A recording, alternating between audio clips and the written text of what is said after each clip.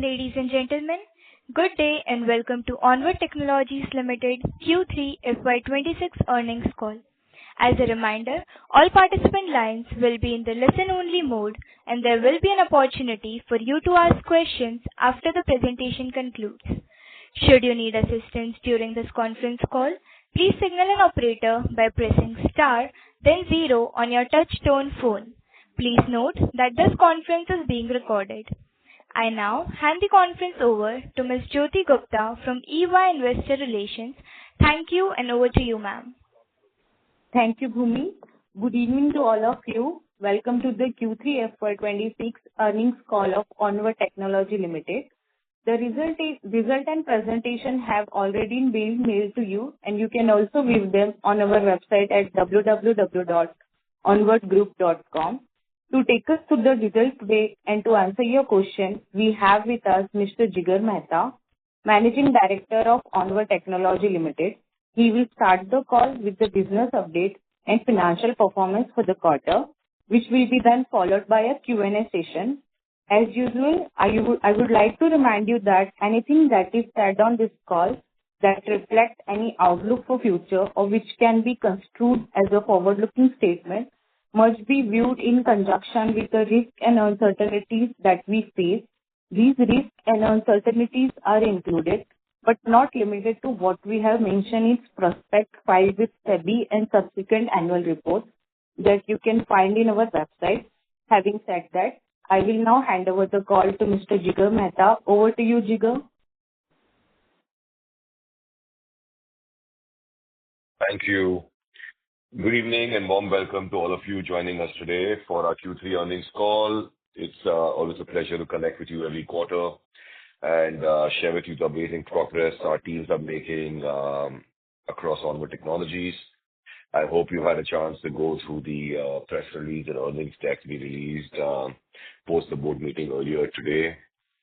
Let me start with a quick overview of what we are trying to do in Onward. A bit about the last 9 months and, of course, in the last 90 days in particular. Right. So, from an Onward perspective, we shared at the late part of last year and early part of 2026 that our goal is 25. Sorry, our goal is to deliver double-digit revenue and double-digit EBITDA for the next 3 consecutive years, and we are building a leadership team in place where we move from a promoter-driven, that's me, to a professionally led, vertical-led leadership team. So let me throw some light about that. So I'm very pleased to share that now the entire team is in place. We have 3 vertical heads who are leading the business with the largest vertical that we have is the industrial. A new leader joined us last week, and he is settling down. So with that, we have Pradesh leading our healthcare vertical and 2 new leaders, each leading our transportation, mobility, and IHM vertical. We want them to settle down, and we'll be very happy to introduce all of you to them in the next couple of weeks and quarters, and including we hope to plan an analyst day very soon in Bombay. So with that, I take a step back from day-to-day operations and focus more on strategy and client engagement, while the 3 leaders will build the entire business. The focus on the 3 businesses is very straightforward. In the industrial vertical, it will be completely delivery-led growth. We have, as you already know, dream clients and very, very focused on just one geography right now, which is North America. And so the focus is how do we take these 40-odd relationships and convert them into $5, $10, $15, $20 million per year engagements. And number 2 is how do we expand into Europe, which is a completely new territory for us, where we have very minimal presence in this vertical. Number 2 is our transportation and automation vertical, where we had a very strong presence in the GCC market in India. And now we added a leader who has US experience, Europe experience, and he is building his team across Europe and US. And we want to grow. And first part is to build a very strong sales organization, transition the relationships that we already have in place into the global market. And number 3 is then lead the entire thing to offshore, where there'll be substantial, huge margin expansion. So that vertical continues to remain steady, and we continue to focus only on the largest OEMs in the world, while we have exited majority, or I think all of the tier ones and transactional business that we had. Third vertical is the healthcare vertical, which is a new vertical for us. That's a vertical where we continue to improve the quality of clients that we have. So we have won some good client engagements, and now it's about how fast we can go in terms of deepening our growth with them. So I do see the next 1 to 3 years, that's going to be a very exciting vertical for us. Now, coming back to the quarter, last 9 months has been a historic quarter. I think the best of my career, best for my team, best for Onward Technologies. We delivered about 411 odd crores of revenue, which is 11.7% on an annual basis, very similar to our budget. And our EBITDA margin is much ahead of where we thought we would be. We are at 13.9% for the first 9 months, right? When I said double digit last year, we were expecting to be about 11-12%, but we are way ahead of where we should be, predominantly driven by majority of the new business that we have signed is on the offshore side. Number two, in terms of last quarter was again, we surprised ourselves, and we are very happy with what we have delivered. Our revenues stood 136 crores. We were expecting to be a bit lower. If you remember, same time last year, we had got, or last 2 years in a row, most of our customers, especially the GCCs in India and the automotive outside India, had huge furloughs. But this time we had done proper budgeting. Our teams were well equipped. So we knew while the customers continued with their furlough, I think we were very well equipped in terms of both an internal budgeting and which was budgeted from an annual perspective, right? Obviously, we're not playing a quarterly game. From an annual perspective, we had budgeted and we delivered double digit. So it was budgeted for that. So we are very happy that we actually, a lot of other client engagements, client contracts ramped up, and we were very close to Q2 in terms of revenue. And in terms of EBITDA continues to grow for us, predominantly driven on offshore margin expansion and building amazing capabilities. In line with that, we had shared earlier part of the year where we expect huge offshore projections, where we had budgeted a massive CapEx investment in India, where we upgraded our infrastructure in Pune, Chennai, Bangalore, Hyderabad. We have two, Pune and Hyderabad, running at full capacity now. And with the addition of Chennai, opens up another few hundred seats for us. And that's where we are very excited with starting 2026 and 27, right? So that gives us enough bandwidth to grow several new engagements or expand our current engagements across North America and Europe into Chennai. So yes, majority of the new offshore growth or offshore headcount growth will be in Chennai for us. In terms of our focus area continues to remain the same. As I said, just to summarize, on the industrial side, it's very delivery focused, and we have got a terrific leader. I'm very excited to work with him, and I know he's inheriting our best teams, who again have done phenomenally well and delivered beautiful CAGR for us in the last several years. And the whole focus there will be how do we transition majority of the business towards digital and AI, and that's the background that he comes with. On the transportation and mobility vertical, the focus, as I said, is the GCC business continues to remain strong and steady, and I think that will grow double digit every year. But the real icing for us is when we start opening up large OEM clients in Europe and US, especially on the embedded digital side, and then that initially will be on site, and then eventually it will lead to offshore. And we have to find our own little niche in a very crowded automotive space. But I think we are seeing amazing traction, and the team continues to do well, continues to get a lot of meetings, have workshops, and I think we will find that niche which will help us grow 5x, 10x from there. Because keep in mind, as we have shared last quarter and the previous quarter as well, we have already signed, and the OEM customers in Europe and US have already hired Onward as a challenger to some of the large marquee ER&D services companies of the last decade, right? So we are the new challengers like us. There are several other companies as well. So it's going to be a lot of fun as we find our way with these OEMs. So it's all about hiring the right people and making sure we have a workforce that works harder and better than anybody else.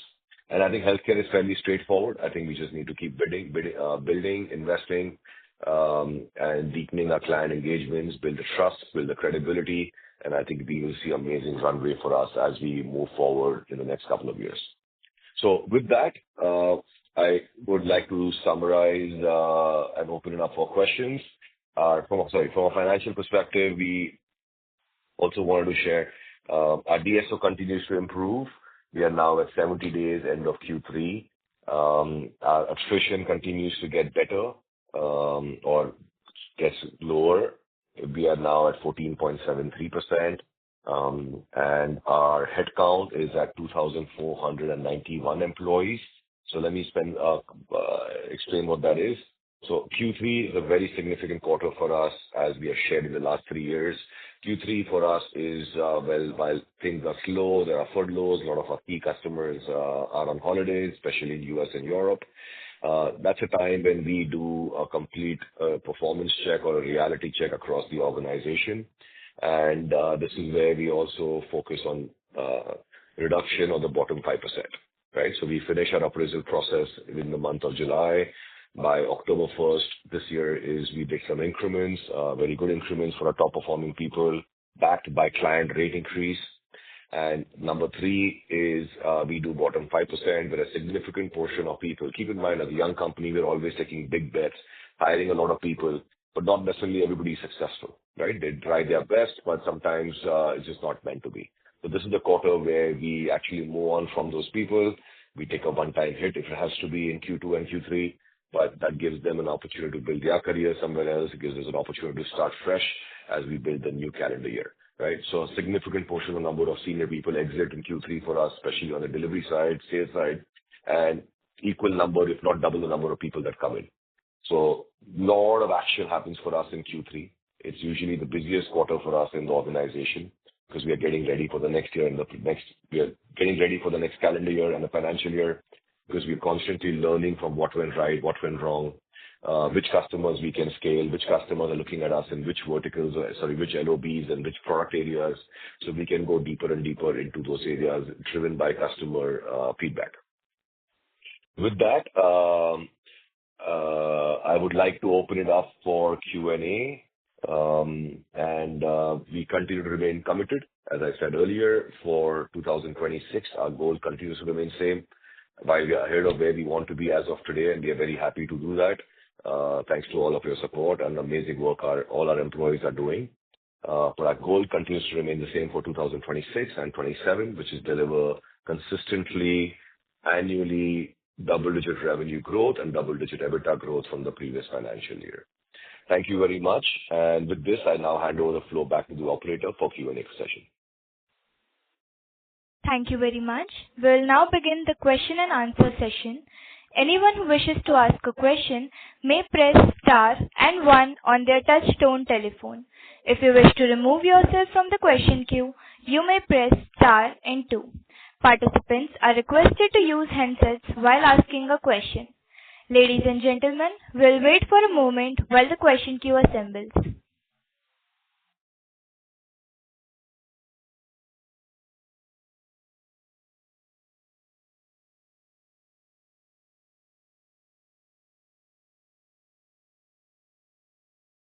The first question is from the line of Madhur Rathi from Counter Cyclical Investments.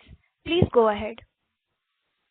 Sir, thank you for the opportunity. Sir, I wanted to understand regarding so first I wanted to understand regarding why customers choose Onward versus their own GCCs. And sir, what is the technology capability or the service capability that we have that these own GCCs don't have or they can't create? That's why there's a stickiness with Onward versus their own offices.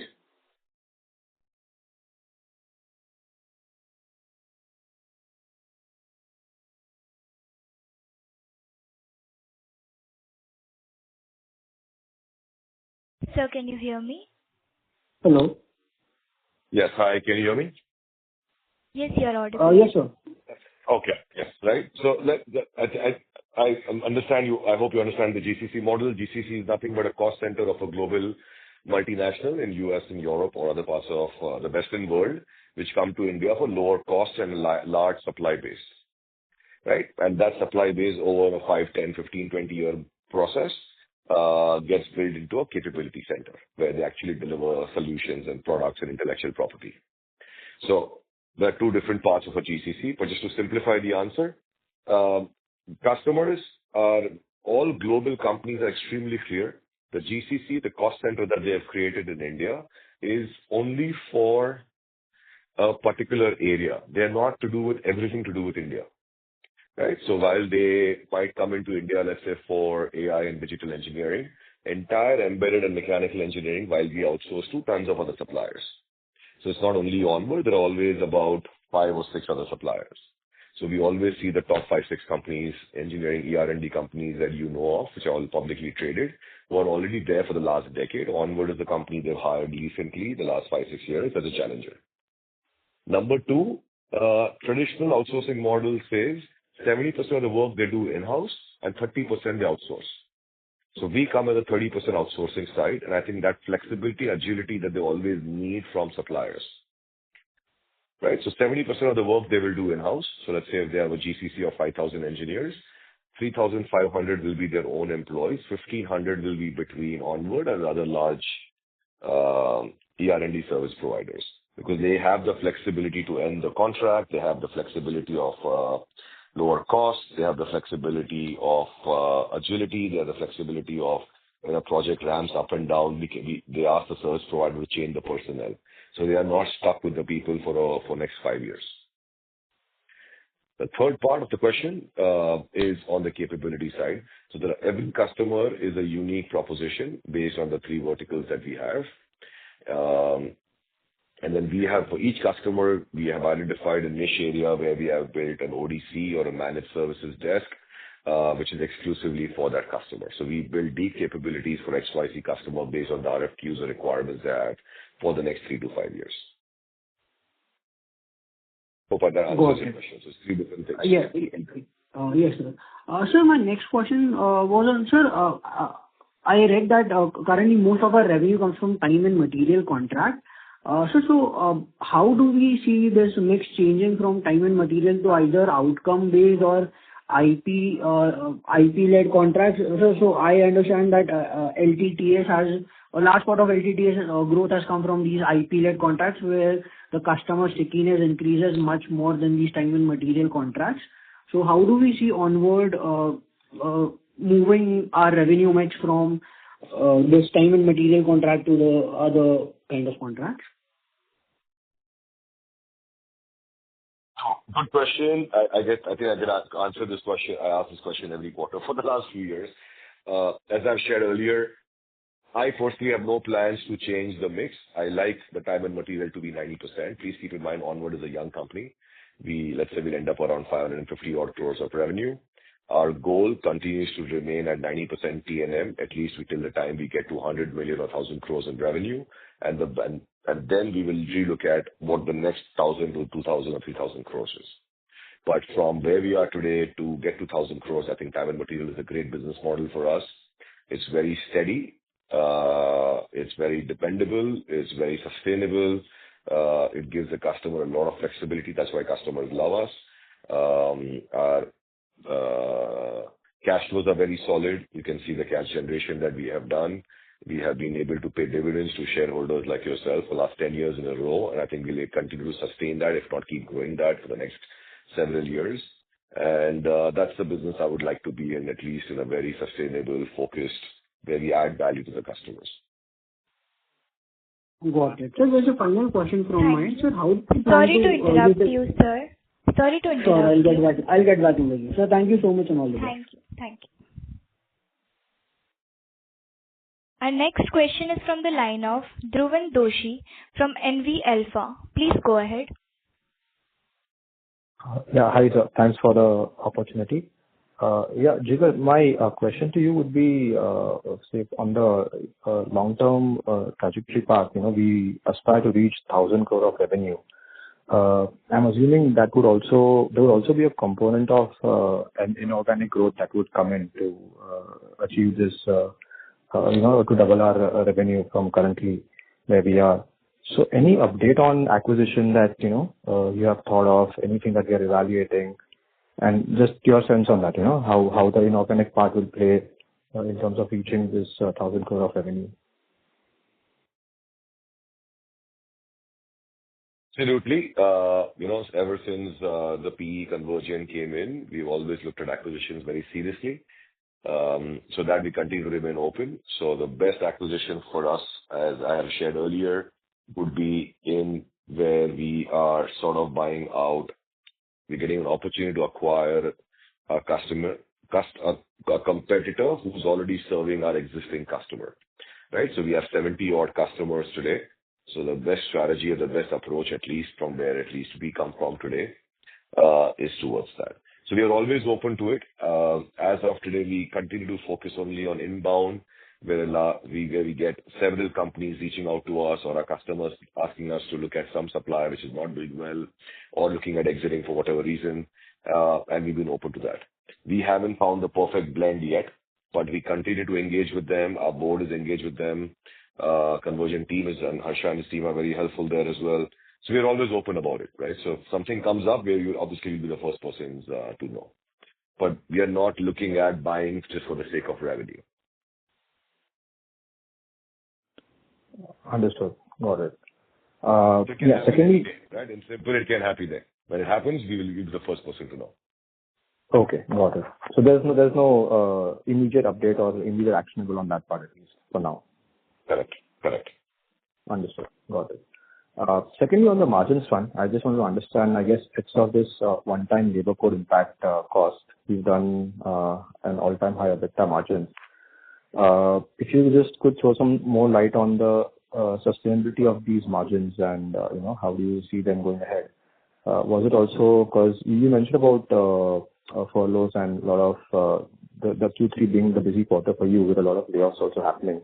So was it also led by that? I mean, so because of we laid off a lot of employees and, just want to understand on that part, I mean, the sustainability of these margins going ahead.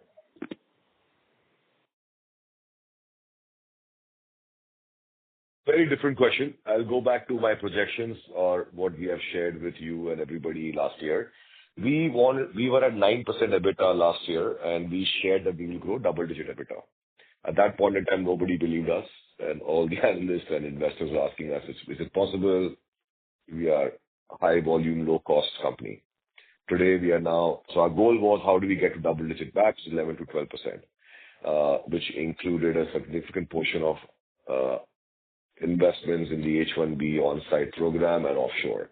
H-1B program is gone, which means most of the customer engagements have led to substantial offshore work for us. I think our team did a brilliant strategy where we were ready for offshore work. Our design centers were ready. We upgraded a lot of our centers, and that led to the margin expansion, just to keep things personal. On the furlough side, it was just more about we had already budgeted that from an annual perspective. So we don't look at onward quarterly numbers as such, right? Yes, we are a listed company and we want to maintain hygiene, but our focus continues to remain on an annual basis, deliver double digit. And double digit, very honestly, for us, we started 11, 12% was the goal for us this year. So yes, 12% is what we are budgeting very well for, and that's sustainable. Everything else on top is how well our teams execute the strategy. Understood. Yeah. Thanks. That was very helpful. Thank you. Thank you. Our next question is from the line of Sarvesh Gupta from Maximal Capital. Please go ahead. Hi, sir. Good afternoon, and thank you for giving the opportunity. I had a couple of questions. So, sir, one is a strategy going ahead.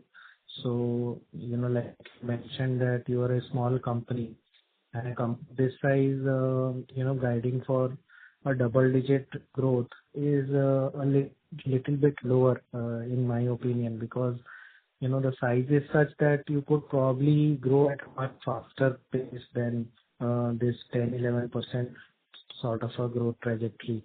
So wanted to understand, what is the constraint when we think about growth? Why can't we, for example, double in next 3 years rather than grow by only 30-40% in the next 3 years? So what do you see are the constraints why we can't grow despite having a lower size? And second question is that earlier you had mentioned that you have these 2,500 odd employees and you had the same number of employees years back also. So you now think about growing from the current level what kind of capacity addition in terms of employees do you see you would want to do, or what is required to be done? Or will you be able to continue getting to a different scale altogether with the same employee base? These are the two questions.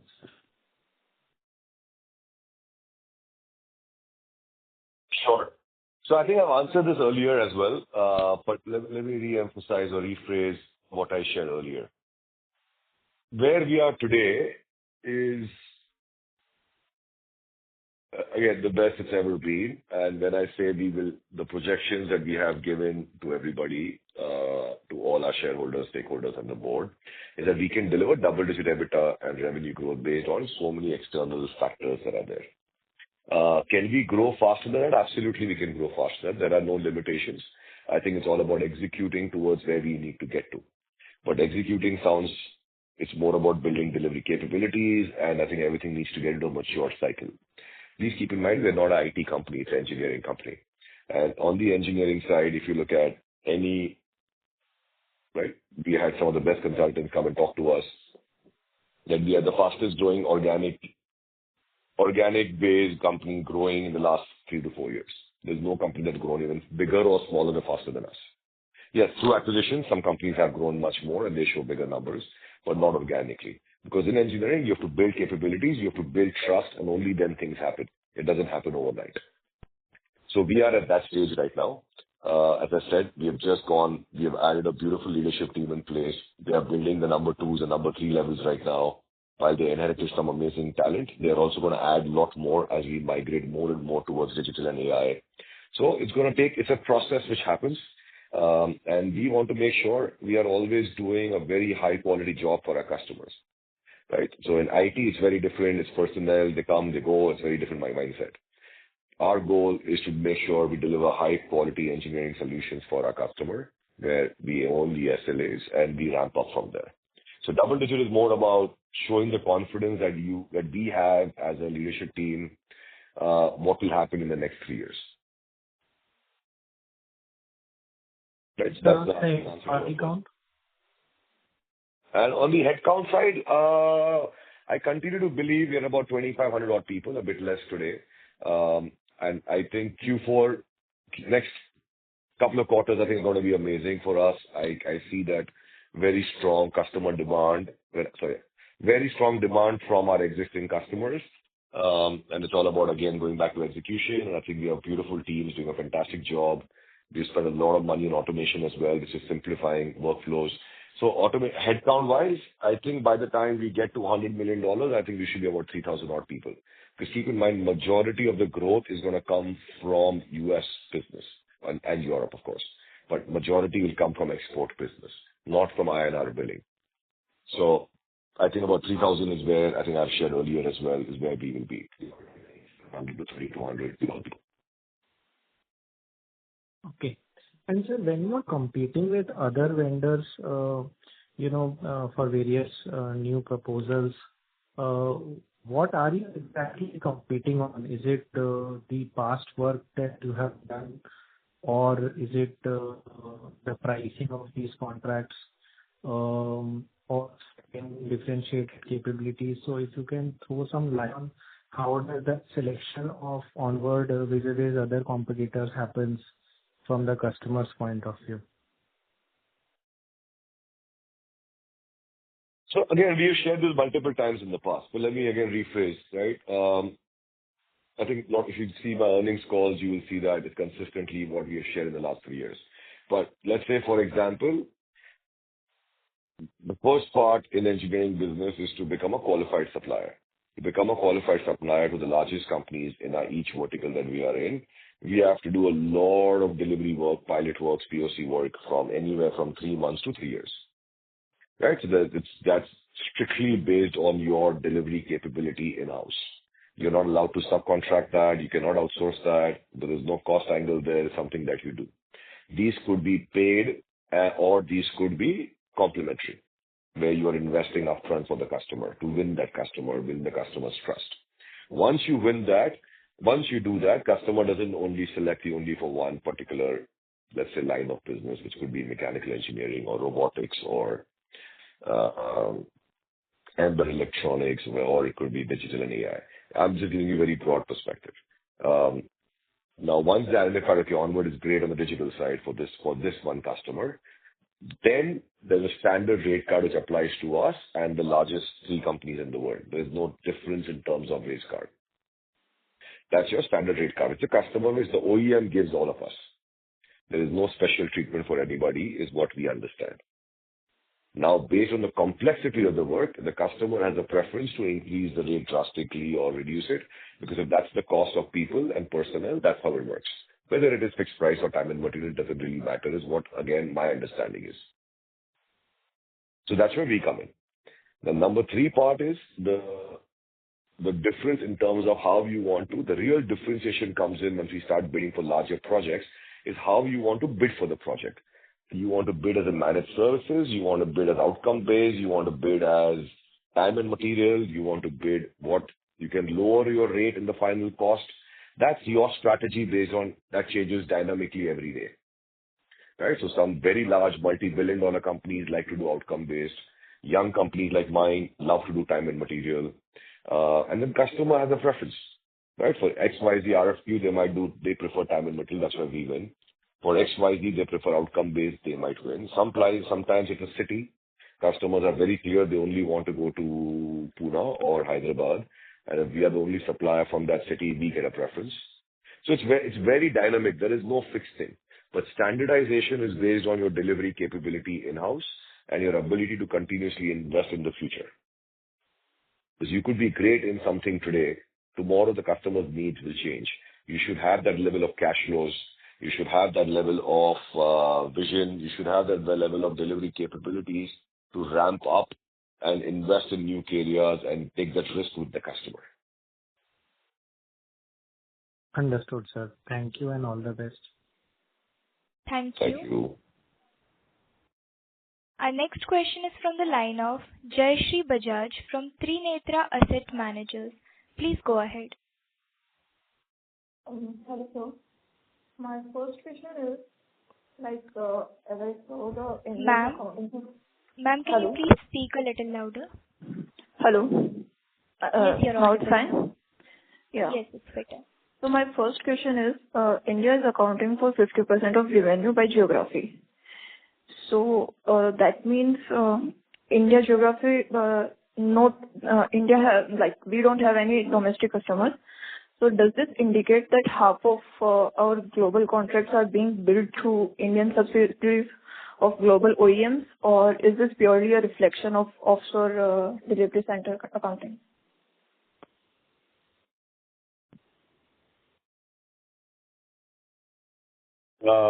Actually, a combination of both. India, we do 50% of our invoicing in INR, which includes the business that we do in with the GCCs in India, which is absolutely right, as you said earlier. The global clients have a capital center, let's say, a subsidiary in India, and they prefer to do it there because that's where they get the transfer pricing advantage. And number 2, we also have an entity in UK, which is a branch office of Onward Technologies, the parent company, not a subsidiary. So that revenue also gets accounted in the India part. So if you see our last year annual report or balance sheets, you will see all the breakup, how we account for it. And how does this impact our tax optimization and currency hedging strategies? It doesn't, right? Because we don't, it's just, we've shared everything. If you look at our earnings decks or if I look at our annual report, everything is clearly mentioned. We are only hedging. We are very conservative. I don't like to make money on hedges. I just want to make sure I don't lose money on it. So we are very conservative from that side. So we hedge about, which is driven by the audit committee. It's predominantly we are hedging our offshore revenue from US and Germany. Germany is still very small, so predominantly it's US. Okay. And my second question is, given we have a cash and bank reserves of 116 crores. So as you have stated today also, that we are not focusing on M&A other than competing suppliers for existing clients. So rather than can we look for the acquiring specialized capabilities in high growth areas like cybersecurity or NLP, where we don't work right now? Absolutely. Absolutely. It's an opportunity, an area. Cybersecurity is a superb area, and so is so many other areas. So we are open to all of that, right? So we have looked at acquisitions, as I said, we have looked at the buyback options as well. We have looked at additional dividend options at the board. We have also looked at multiple other things, right? Buying more assets, creating a campus in Pune and Chennai. So we're constantly evaluating. We have a very young, dynamic team. We have a very dynamic CFO. We have a very strong finance team. So constantly we are on the go every day, right? But we don't want to do anything just for the short term, just to please one quarter or somebody. We want to do it long-term, sustainable. That's what Onward stands for. We have a beautiful legacy. We want to keep growing, and I know we can keep winning as we have done last 5 years. Okay, so can we expect something in near future regarding this? Any acquisition or anything? We are all very open. We are always excited. For me, 116 sounds a lot of big money, but for me, not anymore. As I said, my bigger dream is I should have 6 months of payroll cash on hand. So what we went through as an organization and the whole world went through in pandemic should never happen again. So there are a lot of things we can do with positive cash flow. I think we will easily be at, let's say, double the way we are today, 2 or 3 years from down the line. So I think it's a very exciting phase for us. We have to just make sure we don't do anything short term just to please somebody. And I've been very fortunate. I have an amazing board which is constantly guiding me towards that. With the right opportunity, we'll be ready to strike tomorrow morning. You see us decision right. Thank you. Yes, That's all from my side. Progressively thinking. Yes, thank you. Yeah, thank you. Thank you. Our next question is from the line of Buram Shetty Suresh from Buram's Financial. Please go ahead. Good evening, sir. Given the opportunity. Sir,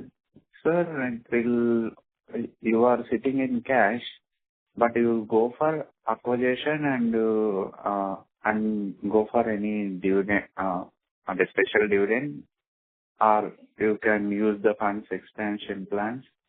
Sir, this will revenue continue next quarter or other quarters also.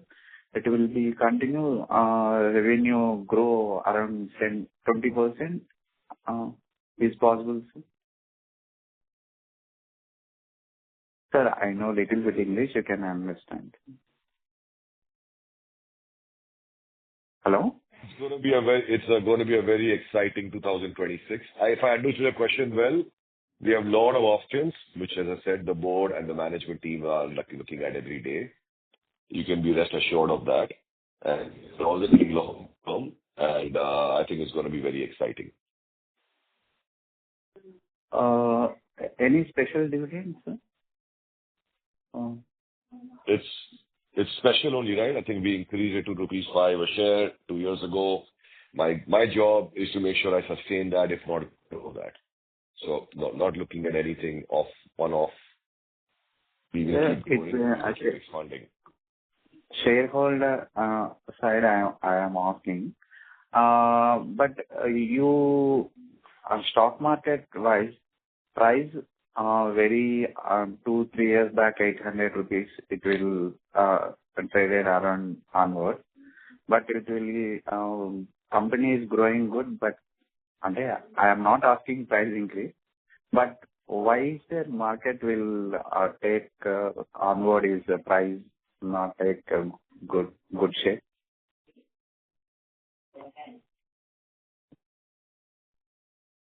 I'm not the expert on the market. I'm an expert in building an organization. And I think that's what I can focus on.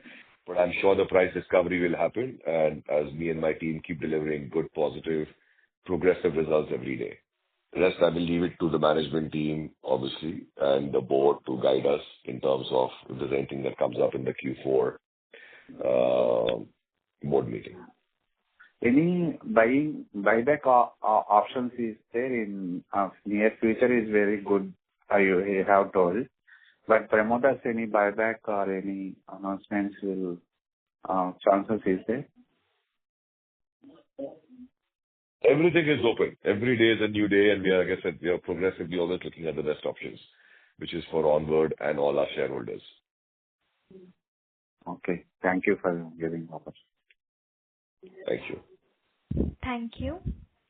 Our next question is from the line of Prasenjit Paul from Paul Asset.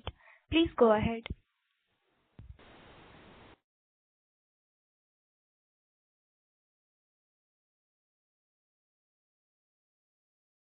Prasenjit, please unmute your lines and go ahead with the question. Hello. Yes, you're audible. I am audible, correct? Yes. Okay. Yeah. Good afternoon, Mr. Jigar. So my first question is regarding the court order. So as we can see in the footnote that there is an ex parte order from the circuit court, and there are some frozen cash. So kindly help me to understand, like, what are the chances of getting favorable order, and in case of ultimately we receive some unfavorable order, what's the maximum hit we can take on profit and loss account in any quarter? I don't think it's a case by an ex-employee who left on his own due to non-performance. That's all I know, right? He was a sales guy in my team, in my US organization. That's the background. And we're just following the legal process. One of our board members is guiding us. We've hired the best lawyers to defend us. We have all the supportings with us. As for everybody on our side of the thing, we have every supporting to show that we have done nothing wrong. All dues have been paid. Everything is exactly as per our contract. Rest my HR team and my sales leadership is driving it, and they are in touch with the lawyers. So we have not heard back anything. In terms of impact, we will follow the legal course. It's not about what we can afford or not afford. If we win, we should win, I think, and I think that will be great. That's the right thing to do. We've never had a legal case against Onward ever in our history. If something goes wrong, and that's something that we have to figure out why it went wrong and make sure it never happens again.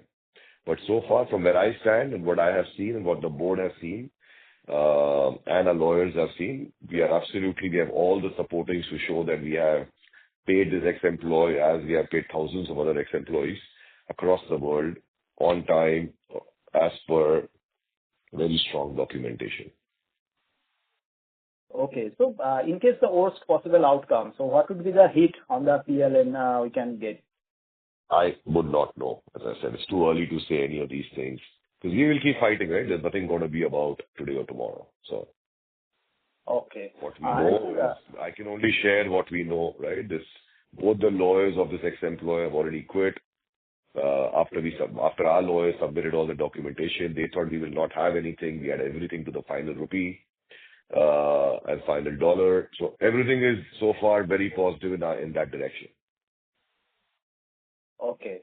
And sir, next question is, so we are finally at around 14-15% kind of EBITDA margin. But just answering to some previous participant, you mentioned you had targeted around 11-12%, and anything top of that is bonus. So can we expect going forward the margin will come down to 11-12%, or this 15% kind of range is sustainable? Again, I'm not playing a daily, weekly, quarterly game. Annually is what I said we projected a year ago or 9 months back, and I'm very pleased with my team's performance. And the board also acknowledged that they were very happy with our team's performance, and that's what we are focusing on, right? Next year, our goal is to, again, let's say whatever number we are at, goal is to be a double digit again, and that's what the budgeting is happening as we speak. Budgeting will be closed, as we always close by February 15th in Onward Technologies. So far it's looking very progressive in terms of where we want to be and what we need to do towards that. Okay, so that is still maintaining this mid-teen kind of margin goal over longer run, or like instead of mid-teen you are expecting 11-12% kind of, if I consider the long-term goal? I'm still maintaining for FY 25-26, 27-27, and 27-28. Every year we'll deliver double-digit revenue and EBITDA growth. from the previous year. That's what we are maintaining from where we are at. Okay. Okay. Thanks a lot, and wishing you all the very best for the future. Thank you. Thank you. Thank you. Our next question is from the line of Harsh Chaurasia from Orbit Exports Family Office. Please go ahead. Thanks for giving me the opportunity. Am I audible? Yes, you are audible. Yeah. So I had one question, sir. Mainly, I wanted to understand how is the demand environment working broadly in the three verticals which you are working on. And apart from that, one of the calls in like the peer companies in India, ER&D, they called out like the demand is improving, but it is in some pockets of technology which the clients are doing the spending. So wanted to understand in our top 5 or top 10 clients, what kind of spending or area of spending they're looking out, and is Onward well positioned to get benefit out of that? So that was my first question.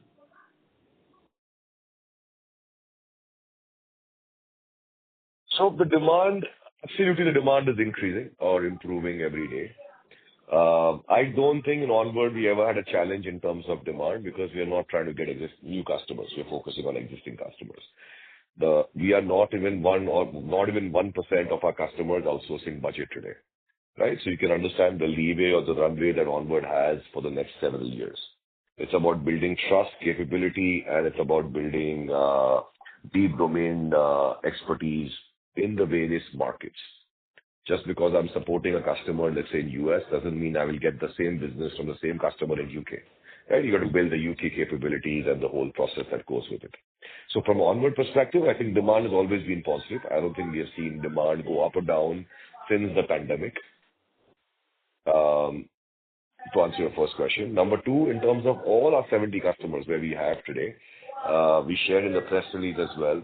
So like just in the last 9 months, we won 4 large preferred vendors. So 4 large customers. They were all references from our existing customers. So you can see that we are creating so much value for some customers that they're recommending us to other customers. But that also allowed us to actually exit 12 tail clients.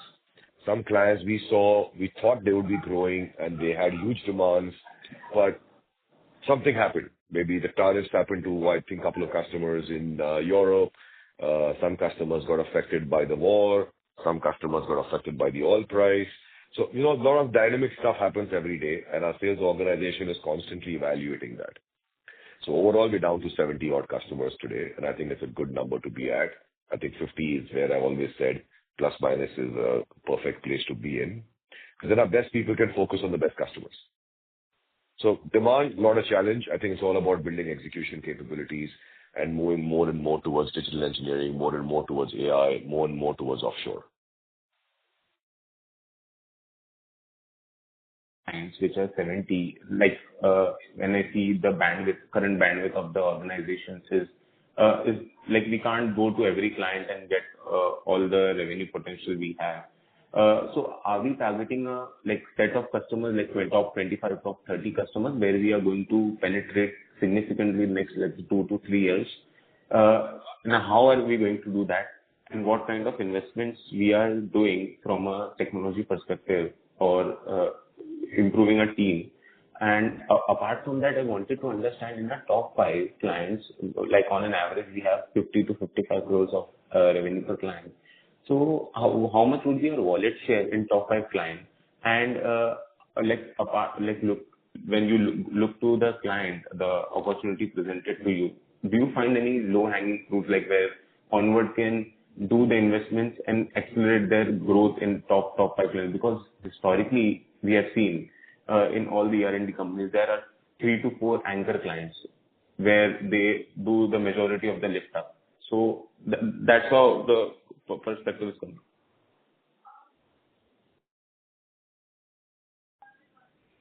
So I've shared this earlier as well, right? So what is top 25 clients? Top 25 clients is not a set of 25 names of the same companies which exist the same every year. So top 25 clients for us has always been, or any other services company, is every year we do budgeting with customers, right? So we are doing budgeting with customers last quarter. With some companies we are doing this quarter. based on their cycles and how their governance standards, governance meetings are scheduled. And then the customer comes back and says, okay, Onward Technologies, we love the work you guys have done in so area. We didn't like what you guys did in XYZ area. And in the areas that you guys are doing a great job, we want to make sure you guys can ramp up capacity, capability by 30% or 40%.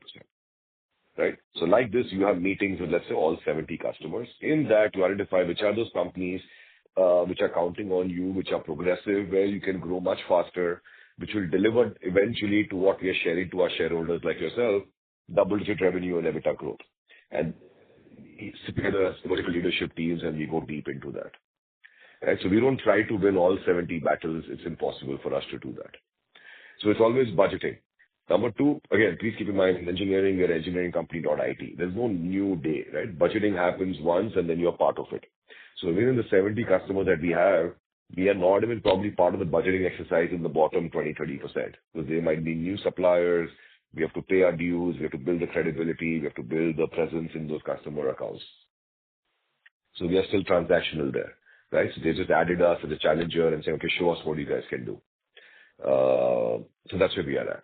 So for us, that's how we are structured. In terms of low-hanging fruits, there's a lot of low-hanging fruits if you're ready to compromise margins, which I'm not, right? Because I want to grow the margins. I think once you get to 15-18% EBITDA margins, and sometimes you want to get revenue just to boost up and then optimize or move it offshore, all those things pop up. But in today's scenario, I think it's more about for us to make sure we carefully take the projects where we can add value to the customer, we can differentiate, customers appreciate the work we are doing, which means the next time we get work, the work increases, the rate increases, the stickiness increases, the volume increases, right? So that's where we want to get into. So that's where our sweet spot lies. That's where my focus lies. That's where my leadership team's focus lies, at least for the next near term, next couple of years. Thank you. Harsh, please rejoin the queue for a follow-up question. Our next question is from the line of Abhijit from PI Asset. Please go ahead. Thanks for the opportunity. Am I audible? Yes, you are audible. Yeah. So you mentioned that the majority of the business going forward will come from US. In this quarter, US accounted for 30% of the revenue. So what is your internal target for this mix over the next 2 to 3 years? Are you looking at, say, 50% contribution? Abhijit, that's why it's called internal. So it will remain internal. From your perspective, from outside perspective, we are committing what we are aiming to do as a team, and I think I'll be very happy and pleased 2 years down the line, and I know my board will be very happy and pleased. Consistently, we deliver double-digit revenue and EBITDA growth. Yeah, the reason I asked is because if the contribution increases, the impact on the blended margin will be higher. So, is the US margin, does the US margin have higher margin as compared with the other geographies? No, I have not seen that in Onward so far. It's just that because I have studied in US, right? I've done my undergrad there and now grad recently. I'm more comfortable in the US market. So that's where I want to go. Okay. And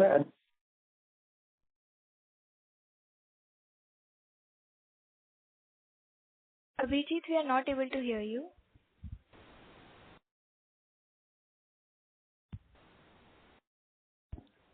As there is no response, we'll move on to the next participant. Our next question is from the line of Amrish, an individual investor. Please go ahead. Good evening, and thank you for the opportunity. This is a follow-up to an earlier question on invoicing, USD invoicing. I'm just trying to understand constant currency growth. To look at USD invoicing, is on-site share a good proxy? Is that something one can track to see what proportion of USD and what proportion is INR of our invoicing?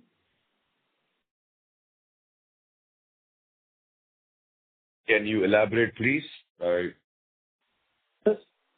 So part of our invoicing is in USD and part is in INR, and I'm trying to find a way to track this a bit better. So I was wondering whether on-site share of revenue is a good proxy for USD invoicing. At the end of this is I'm trying to assess constant currency growth versus INR growth. Sure. Our IR managers at EY can get back to you with, I think the question is too many questions in one. To clarify, everything that we do outside India besides U.K., which is a branch office, even U.K. is invoiced in pounds, whether it's on-site or offshore. It's just how the subsidiary and how the transfer pricing works. So maybe if the specifics, we can give it to you, and EY can get back to you right away. If you can just email them. Okay. Thank you. That would be helpful. Another request, just as a point on the guidance. I know you're suggesting a double-digit revenue and EBITDA growth, and you've given a range in the past of a 10%-12% revenue number.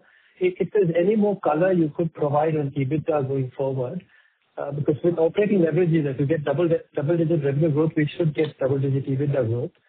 So if there's any additional color you can provide when you provide our guidance next quarter, that would be helpful.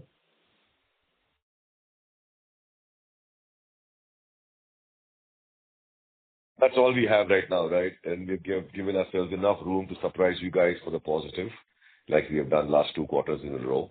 But to do that, we also are getting surprised, right? So it's all about making sure we can consistently build a beautiful business for the long term.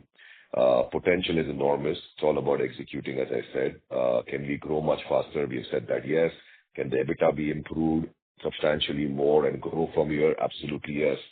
But at least from a projection perspective, we need to be consistent. We want to make sure we deliver that, and we give ourselves enough room to surprise ourselves and you guys by executing better. Thank you. Amrish, please come back for a follow-up question. Our next follow-up question is from the line of Madhur Rathi from Counter Cyclical Investments. Please go ahead. So thank you for the opportunity once again. Sir, in FY24, we had mentioned that we would like the export business to be 70% of our revenue and the India business to be 50% of our revenue. But that doesn't happen. So is it because that GCC business that was earlier considered to be export has shifted to India? That's why this is at 50-50, or we haven't been able to grow that pie as a whole?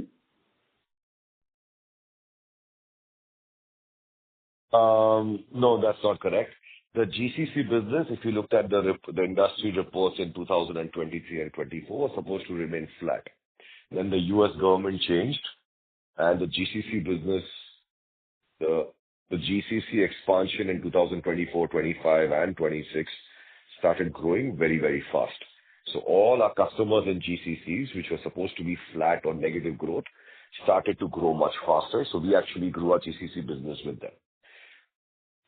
And because of that, all our businesses started growing again. Earlier, we assumed that only our U.S. business will grow because that's where we were investing. But keep in mind, we already have huge investments in India and in Europe. So it's all about if all the 3 geographies grow at the same time, I think all 3 will grow even faster. Got it.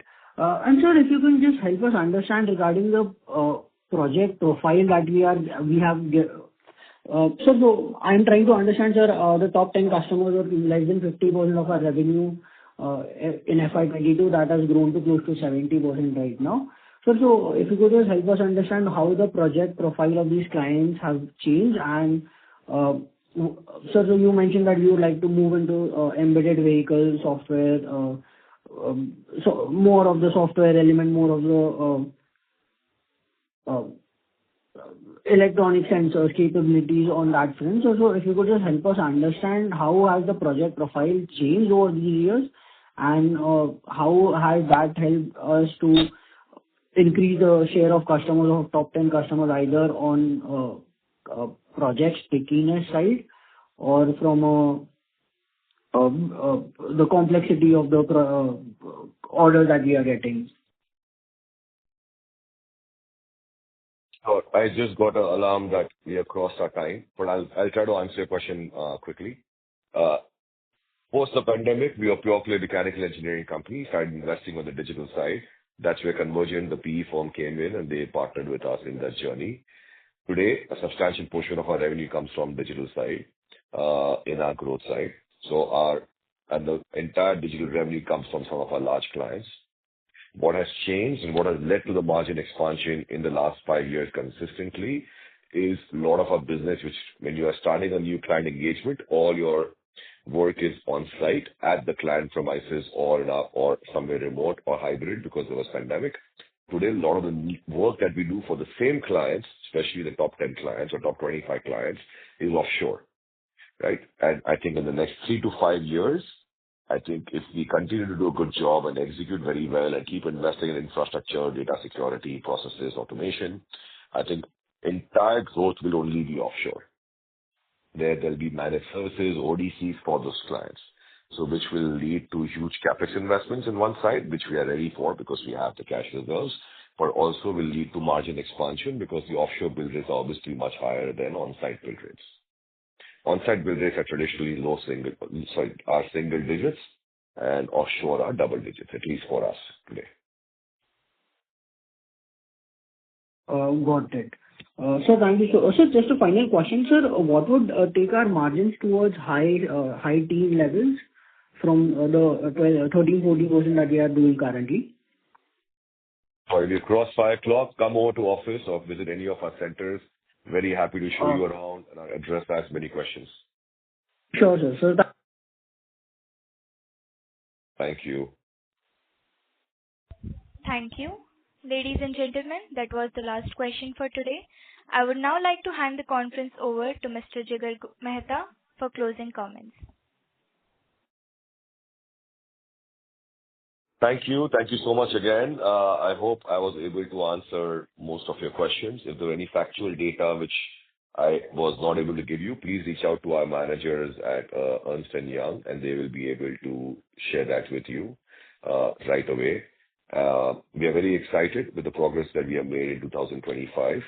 And as I look forward to 2026, it looks even better with the tremendous effort, amount of work, and the quality of team that we have today. So with that, looking forward to partnering with all of you in this journey, and excited to chat with you again a quarter from now where we can show you additional progress that we have made. Thank you again and have a lovely weekend. Thank you. On behalf of Onward Technologies Limited, that concludes this conference. Thank you for joining us, and you may now disconnect your lines. Thank you.